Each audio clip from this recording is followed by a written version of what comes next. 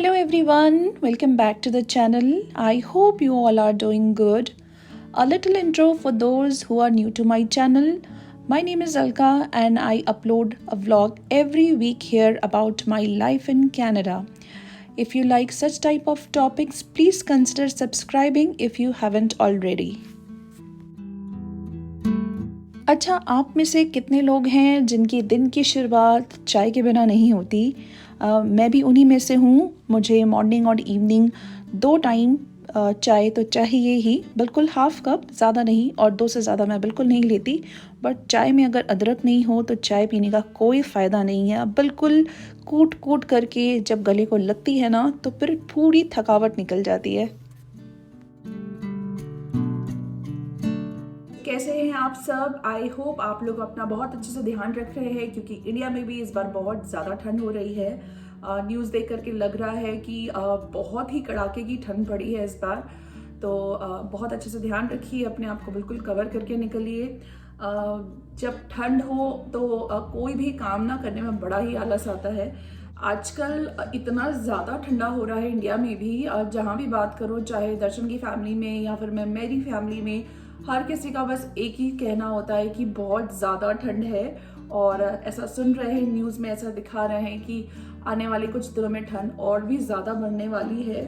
तो ये चीज़ यहाँ पे बहुत अच्छी है कि बाहर कितनी भी ठंड हो, आपको घर में वो ठंडक फील नहीं होती। सो घर में जो कॉटन के कपड़े होते हैं या फिर जो गर्मी वाले कपड़े होते हैं, आप वो भी पहन करके बैठ सकते हैं। बस जब बाहर जाना है उतनी देर के लिए ही आपको लेयर अप करना रहता है, बाकी सब जगह तो हीटिंग रहती है। खैर, आज का जो ये व्लॉग है इसे आगे बढ़ाते हैं। आज के इस व्लॉग में मैं आपके साथ अपना evening to bed time routine share करूंगी। इससे पहले जो मैंने आपके साथ अपना रूटीन वीडियो शेयर किया है, उसमें मैंने आपके साथ morning to evening routine share किया है, जिसमें मुझे बहुत ही ओवरवेलमिंग रिस्पॉन्स मिला है। सो आज मैंने सोचा मैं आपके साथ evening to bed time routine share करती हूँ। इवनिंग में भी बहुत सारे काम होते हैं, बट वो मॉर्निंग टू इवनिंग व्लॉग में मैं बहुत डिटेल में आपके साथ शेयर नहीं कर पाती हूँ। सो आज की वीडियो में शेयर करूंगी कि कुकिंग में लंच में कर लेती हूँ, डिनर की भी, but still there are so many things जो व्लॉग में मैं आपके साथ शेयर नहीं कर पाती। मेरा रूटीन कैसा जाता है दोनों बच्चों के साथ, सो इस व्लॉग में मैं आपके साथ वो सारा कुछ शेयर करूंगी। सो अभी इवनिंग के हो रहे हैं कुछ 5:30। दर्शन का ऑफिस डन हो चुका है, is done for the day. तो मैंने रख दी है चाय बनाने के लिए। आपके साथ जो चाय का एक जो टिप मैंने शेयर किया आपके साथ, ये अदरक का, ये करके आप देखिएगा, आपको बहुत ही हेल्पफुल लगेगा। मेरे लिए बहुत वर्क करता है, क्योंकि ठंड में ना मेरी फिंगर्स जो हैं, ये टिप जो है बहुत ही ड्राई हो जाती है और ग्रेट करने में कहीं ना कहीं कट लग ही जाता है। सो मैं इसे अपने चॉपर में ग्रेट कर देती हूँ वीकली, संडे को मैं कर देती हूँ, सो दैट पूरे वीक मुझे वो ईजी हो जाए। तो आप करके देखिएगा, आपको बहुत अच्छा लगेगा। अगर आप मेरी तरह अदरक वाली चाय पीना पसंद करते हैं और अपनी कुकिंग में बहुत सारी अदरक यूज़ करना पसंद करते हैं, मैं ये पूरा बोल भर के रखती हूँ और फ्राइडे सैटरडे आते आते ये बिल्कुल फिनिश हो जाता है। सो ये सारा कुछ है। और जब आज हम इतनी सारी बातें कर रहे हैं ठंड की, तो ठंड में कुछ स्पेशल बनाना तो बनता है। सर्दी की बात हो और मीठे की बात ना हो, ऐसा कैसे हो सकता है? तो आज मेरे पास थोड़ा सा टाइम है। मैं सोच रही हूँ गाजर का हलवा बना लिया जाए। ये वीक जो ग्रॉसरी करी थी उसमें दर्शन लेके आए थे ये बेबी कैरेट, जो बहुत ही मीठी निकली है इस बार। तो सोच रही हूँ थोड़ा सा बना लूँ। दर्शन को बहुत पसंद है गाजर का हलवा, बट फ्रोज़न लेके आते हैं, वो बहुत ही ज़्यादा स्वीट होता है और मुझे ऑनेस्टली फ्रोज़न बिल्कुल नहीं अच्छा लगता। घर में बनाने से फ्रेशनेस तो ऑफकोर्स रहेगी ही। दूसरी चीज़ ये होती है कि आप मीठा कंट्रोल कर सकते हो। कम, अगर आपको चीनी डालनी है तो कम डालिए, और अगर मीठा ज़्यादा पसंद है तो आप ब्राउन शुगर के साथ भी like you can play around, कुछ भी डाल सकते हैं। जो देसी खांड होती है, मैंने सुना कई लोग वो भी डालते हैं, बट मैं बनाऊंगी इसे वाइट शुगर के साथ ही, लेकिन थोड़ी क्वांटिटी में डालूंगी। ये है एक्चुअली छोटी छोटी साइज़ की ना, तो ये ग्रेट तो होंगी नहीं, तो मैंने सोचा चॉपर में मैं जल्दी से इसे चॉप कर लेती हूँ, फिर तो बनने में से टाइम लगेगा नहीं। दो मेरा लंच के टाइम पे नाइसी आजकल बिल्कुल नहीं बैठती है और उसका बहुत ही ज़्यादा शोर आपको बैकग्राउंड में सुनाई पड़ेगा। सो लंच के टाइम पे ही मैंने डिनर की तैयारी पूरी कर ली थी। डिनर मेरा बिल्कुल बना हुआ है, बस नाइशी के लिए मुझे डिनर प्रिपेयर करना है और मीशी का जो स्कूल का टिफिन है उसकी कुछ प्रिपरेशन करनी है। Still there are so many things कि मुझे लग रहा है कि अभी ये भी बचा है, ये भी बचा है। चाय हो गई है, चाय पीने के बाद करती हूँ इसकी तैयारी और क्या क्या और काम मैं कर रही हूँ वो आपके साथ शेयर करने वाली हूँ इस वीडियो में। अच्छा, मेरा चाय बनाना ऐसा है जैसे बीरबल की खिचड़ी। बहुत देर तक मैं उसे बॉईल करती हूँ और तब आता है चाय का वो मज़ेदार कड़क सा टेस्ट जो मुझे बहुत पसंद है। अगर चाय अच्छी नहीं बनी तो मैं प्रेफर करती हूँ कि ना ही पीऊँ, बट अपने टेस्ट के हिसाब की चाय मुझे पीना पसंद है। वैसे तो दर्शन को कॉफ़ी बहुत अच्छी लगती है, बट कभी कदार वो मुझे कंपनी देने के लिए चाय पीना पसंद करते हैं। सो नाइशी नीचे बैठ कर के खेल रही थी तो मैं और दर्शन दोनों ही नीचे बैठ गए। और हमें आजकल बहुत कम ऐसा टाइम मिलता है कि जब हम सुकून से एक साथ बैठ के चाय पिए या खाना खाएं या फिर बातें करें। सो जब भी ऐसा मौका होता है हम बिल्कुल भी मिस नहीं करते। तो बस थोड़ी देर में ऐसे बैठूंगी और उसके बाद जो मेरे नॉन स्टॉप काम चालू होंगे वो आप आगे वीडियो में देखेंगे।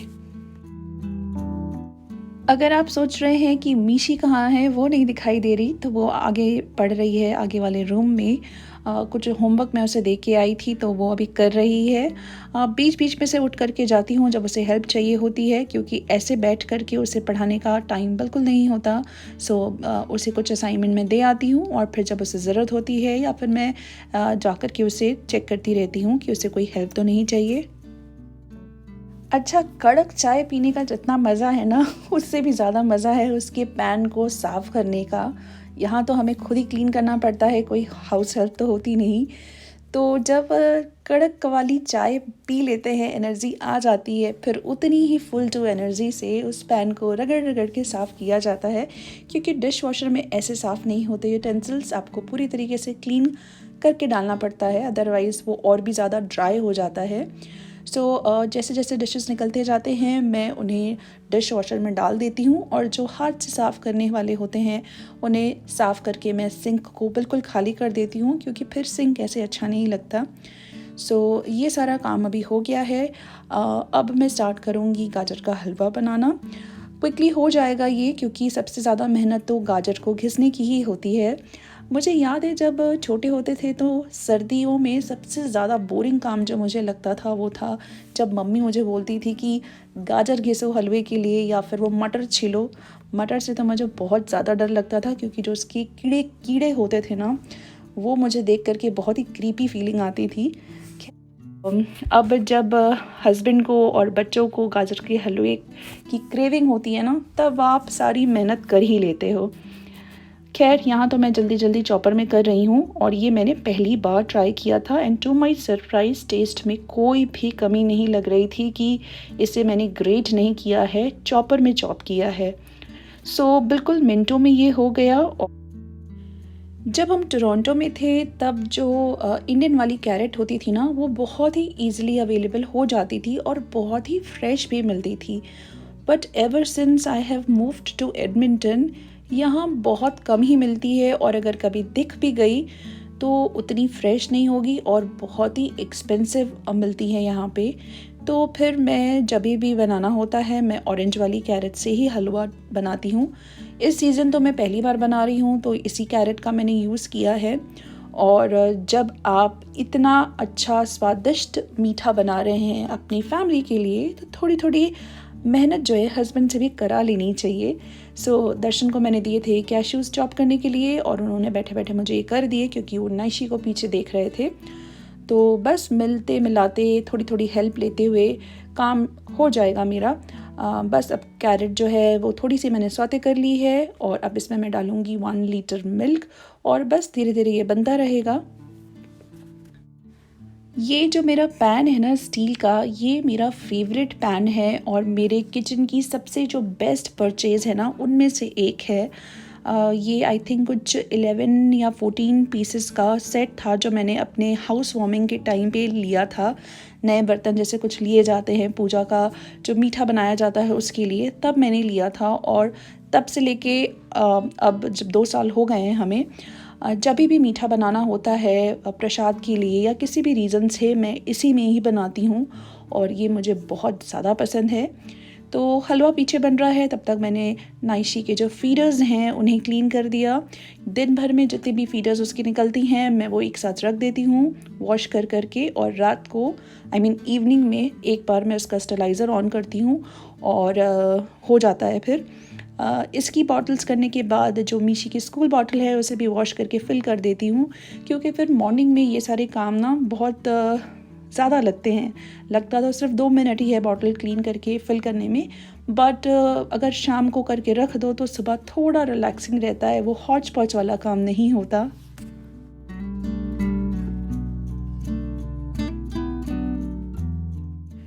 यहाँ हो गया है स्टरलाइज़र ऑन और साथ साथ जो हलवा है वो भी ऑलमोस्ट बन के रेडी है। जितना दूध मैंने डाला था वो ऑलमोस्ट ख़त्म हो चुका है, सूख चुका है।